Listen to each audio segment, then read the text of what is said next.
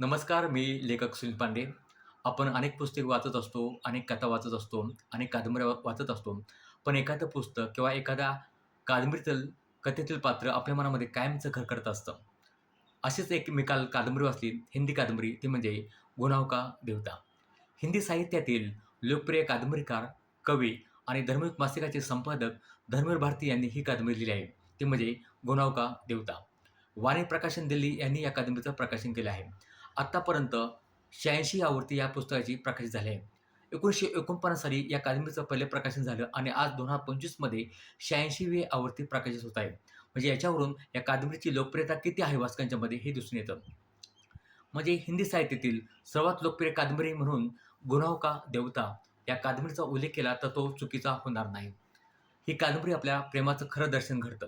ही कादंबरी म्हणजे सुधा आणि चंद्र यांच्या सुंदर नात्याची अशी कादंबरी आहे.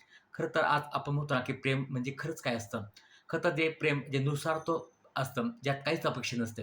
आज मात्र प्रेमाकडे वेगळ्या दृष्टीने पाहिलं जातं. मिले की तो बेस्ट नाही तो नेक्स्ट.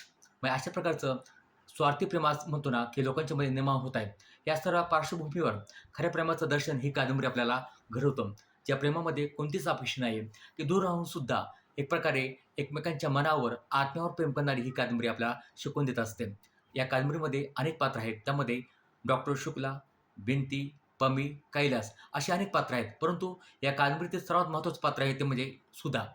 ही कादंबरी वाचत असताना आपल्या डोळ्यामध्ये अश्रू उभे राहिल्याशिवाय राहत नाही. ही कादंबरी जेव्हा संपते तेव्हा वाचक जसासा रडू लागतो. अशी ही व्याकुळ करणारी ही कादंबरी ती म्हणजे गुनाह का देवता. आपण ही कादंबरी नक्की वाचा. गुनाह का देवता, वाणी प्रकाशन, दिल्ली.